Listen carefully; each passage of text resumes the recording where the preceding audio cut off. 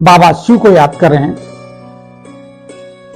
और दुख सुख की फीलिंग्स जो हमारे में आती जाती रहती है हर क्षण, कलयुग के आधार पर दुख की फीलिंग हर क्षण रहती है, अंतरात्मा तक घुस जाती है, नींद का भी हरण कर लेती है, चैन का भी हरण कर लेती है।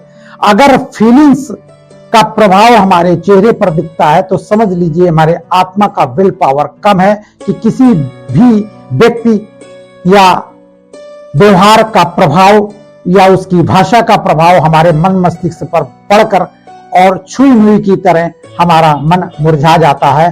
तो समझ लीजिए कि फीलिंग के में हम फंस गए हैं। और अगर फीलिंग में आप फंसे रहेंगे तो जो ब्यूटी शरीर की है, मुख की है, सुंदरता है, वो नष्ट हो जाएगी। तो दुख सुख की फीलिंग से आप अगर परे रहेंगे तो आनंदित रहेंगे। देखिए एक क्षण के लिए, क्योंकि ये जीवन चक्र है, चलता रहता है, तो एक क्षण के लिए दुख आया तो उसकी फीलिंग उसी टाइम से खत्म कर देना चाहिए। उसको हम ज्यादा खींच के सोच के बढ़ाना नहीं चाहिए। फीलिंग को खत्म करना, अपने सुख का स्वागत करना, ये मान के चलिए आप।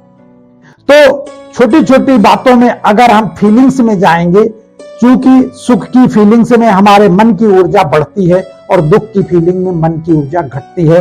और आजकल के कलयुग में 99% दुख की फीलिंग ज्यादा होती है।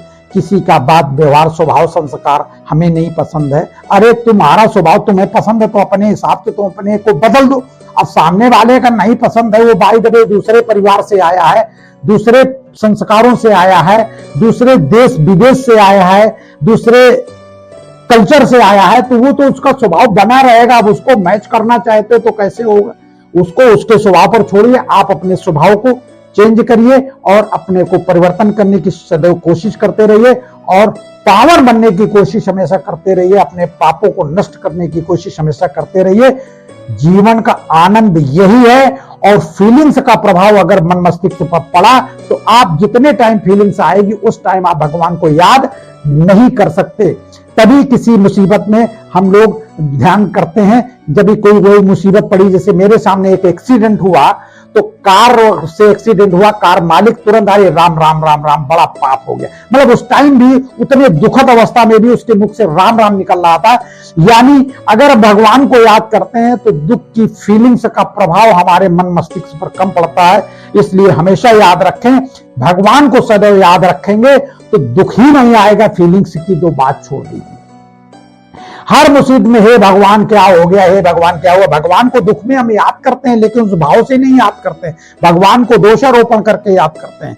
तो इसलिए फीलिंग्स का अगर प्रभाव नहीं लेना है तो परमात्मा को अपने आत्मा रूपी सीट पर बैठाए रखना है। माया को बिठाए रहोगे दुखी रहोगे, और अगर आत्मा में बिठाए रहोगे भगवान को तो माया नहीं बैठेगी, तो दुख नहीं आ सकता।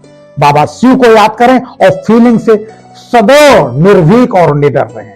मन पर प्रभाव किसी तरह का नहीं पड़ना चाहिए। लोग आजकल बात करते हैं और तुम्हारे चेहरे को देखा करते हैं। अगर भौएं सिकुड़ गई, माथा सिकुड़ गया तो समझ गए इनको बात बुरी लग गई। वो आपको पढ़कर उसी तरह का व्यवहार करेंगे जैसा वो चाहते हैं। बाबा शिव को याद करें और सदा आनंदित रहें। बाबा शिव।